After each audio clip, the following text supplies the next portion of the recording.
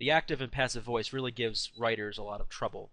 And I think it gives student writers even more trouble because when it's taught, it's not taught either clearly enough or, as is the case in many kind of English classes in the high school level, it's taught so prescriptively, meaning they tell you never, never, never use the passive voice, that it sometimes becomes unclear why we prefer the active voice over the passive voice, and then also why sometimes the passive voice is actually the right choice. But for the purpose of the SAT, we just need to be able to recognize when something's active versus passive in order to determine if something is wordy, if its wordiness is too much. Because on the SAT, in the improving sentences section, especially, if a choice is very wordy, even if it's grammatically correct, wordiness is not as good as, say, being more concise or short or clear. So if you're stuck between two choices, say like B and E, and they're both grammatically correct, but B is shorter and more concise, and E is a wordy mess, maybe filled with passive voice, you're going to pick B. That's just a general SAT rule. And I think that's a good rule because in life and writing, you want to pick, in general, you want to lean towards more concise rather than wordiness or passive voice. In any event, what is active voice? What is passive voice? Let's look at a regular sentence. I hit the ball. Let's do our little sentence breakdown here. I is our subject. It's our noun, right? It's the person doing the action. Hit is the verb. And the ball is the direct object. It's the thing that's being hit. Now, if you think back all the way to one of the first videos where I discussed subjects, I said that subjects are generally the doer of the action in a sentence. They're the thing that does the verb. But I qualified that by saying that's not always the case, and I think I even mentioned that we're going to see why that's the case in active and passive voice, and this is where I'm going to show you that. In this case, in I hit the ball, I is the subject of the sentence, and what is also called the agent or the doer.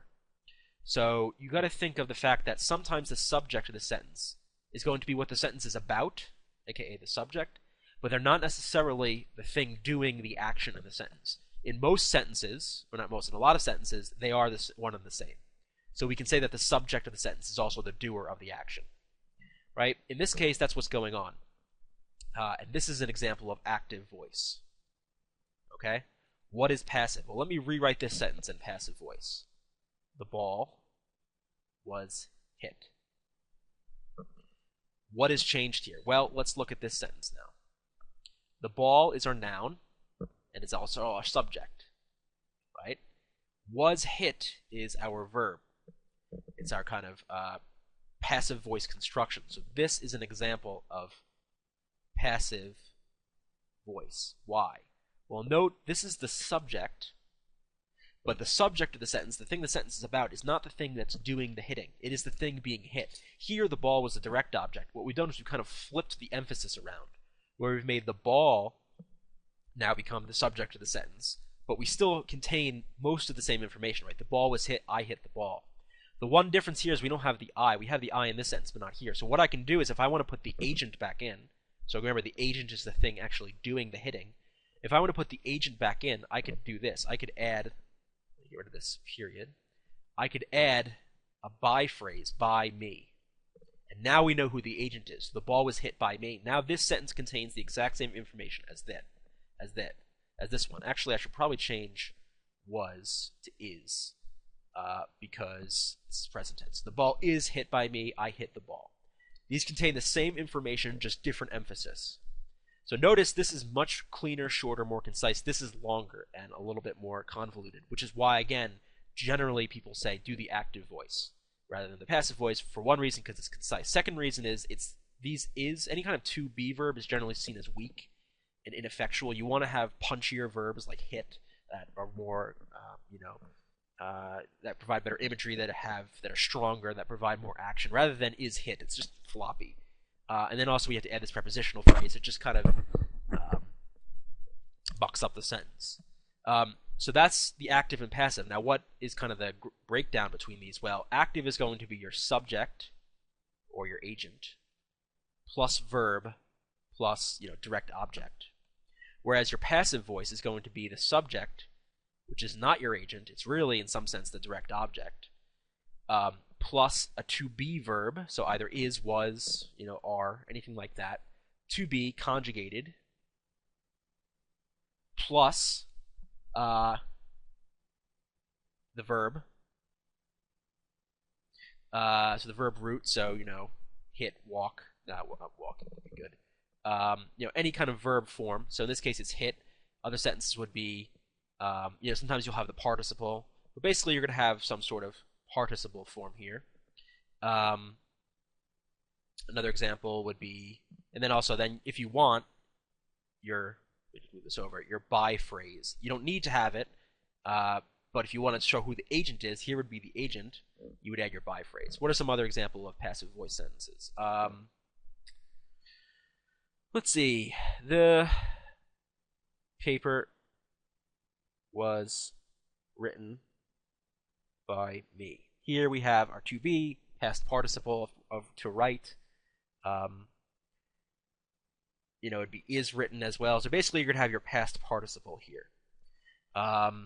What else will we have? That were present tense would be is written. The dog was adopted by John.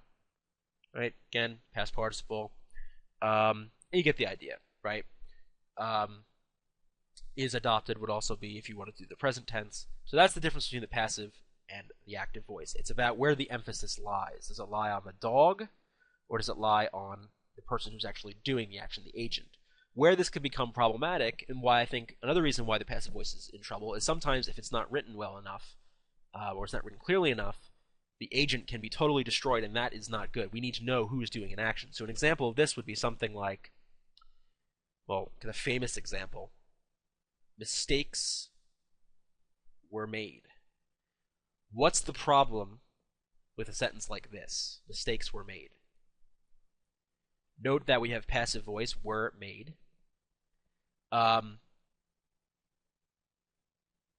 What's going on? What's the problem with this? Well, the problem with this, this isn't quite passive voice, but you get the idea. Let's try to make this a little more clearly passive voice. Mistakes were done. Not a great sentence, but get the idea. The problem is we are missing the agent, the by whom. It's probably very important in this context to know who is doing the mistakes. Often if you're writing a paper and you use passive voice, if you don't include the by, it's not clear who you're talking about, right? The agent gets wiped away. However, that doesn't mean passive voice is always wrong. There are certain instances where either the agent doesn't matter, we don't really care, who did the action, or who did it is well understood and you don't need to mention it. And in the cases where we want to use the passive voice, we want to emphasize that object. We want to emphasize the direct object of the active version, right? We want to emphasize the mistakes, or maybe we want to emphasize the dog. And there's, that's totally reasonable. There's certain situations where we'd want to do that. But in any event, that's passive active voice. Learn to at least recognize it, and then know if you're stuck between two and one's passive, one's active, you're going to go with the one that's active. This doesn't come up too much, so don't worry about it to an insane degree. But obviously, it also will help you to know for your own writing and your own schoolwork. So that's a benefit too.